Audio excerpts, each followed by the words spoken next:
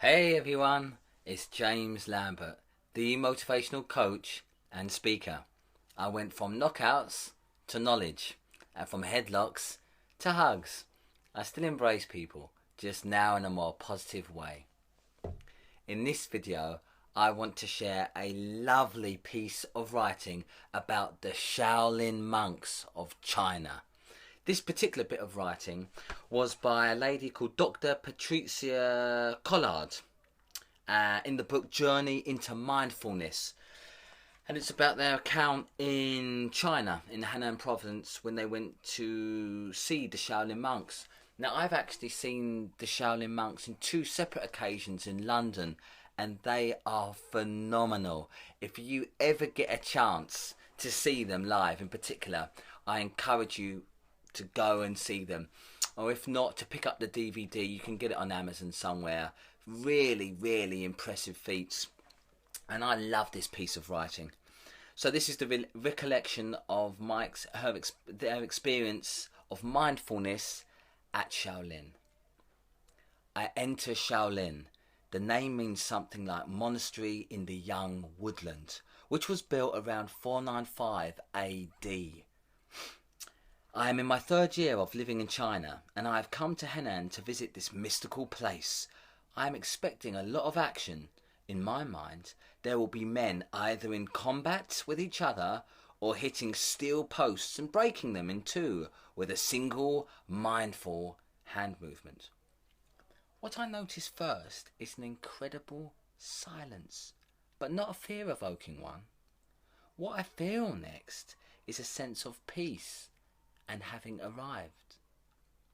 Then I see them, hundreds of monks aged from 5 to 95 in yellow robes, all sitting on the ground, eyes closed, meditating. I ask my guide why they are doing this rather than martial arts. He explains that anybody who joins must first learn to tame the tiger within. For 2 years they do nothing but sit, breathe and bring awareness to their wandering minds. When they learn to use their bodies, they know that they are potential killing machines. So, first of all, if an enemy approaches, try to disarm them with your mind. Only as a last resort should you use your body. Wow, what a piece of writing. And as I say, I've learned the hard way in my own life that you can, at one point, my body, I trained myself into peak physical fitness, but also peak destructiveness. So physically, I was a dangerous, potent weapon, and yet because I hadn't tamed the tiger within, the mind was terribly unruly. It was lost. So I've alluded to that old Pirelli advert, power is nothing without control. If you take a supercar and put it on the most basic of wheels, all that power, it will just spin off. And me, likewise, in similar fashion, I was tough physically, but my mind, because it wasn't tamed, I wasn't self-sovereign from the top down over myself, I could spin off into chaos at any moment. Why? Because I hadn't tamed the tiger within. And one of the ways that they've alluded to do this is through quiet time, contemplation, meditation, call it what you will, but getting quiet. There's awesome power in quiet and solitude.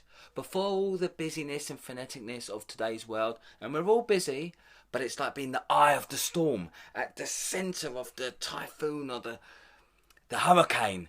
There's absolute calm, and in that place, that's what you can foster and cultivate, and that's what the Shaolin monks, they have control over themselves. Yes, they can cook up a whole heap of trouble physically, but as I say, that should be the last resort to physically, if you had to save yourself, family or friends. But as I say, you get your mind right first of all, you avoid all of that nonsense. That's what I found in this since I've become more calm and peaceful, you actually begin real self-defense. I've realized this is enormous. It is like defense against the self. So you think it's about hurting other people and being a bad man and physically dominant. My goodness, that with respect at best is the white belt approach. When you really begin to understand self-defense and this game of life, dare I say, you master yourself, and you begin to even see things developing minutes, hours, months and years before they will get into physical violence or the need for you to be violent. And this is wonderful. So you become fully at one. It's a beautiful thing. And as I say, I wish I knew this a few years ago. You know, tame the tiger within, and then, you know, there's a lovely African proverb, you know, if I'm friends with myself, I'm friends with other people. It's something like that. But it's, as I've said in previous videos, because I was angry at myself and within, you then find enemies outside, and you justify that as you want. We do it in a myriad of ways, through class war, racism. These are all, they're just superficial levels of what we think of butting heads, but deep down it's because you're not thriving within yourself. So as always, I hope you have enjoyed this video and it's provided a brief respite in your busy day.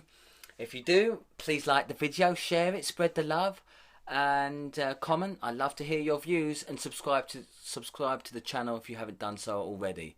As always, you are unstoppable, and I believe in you.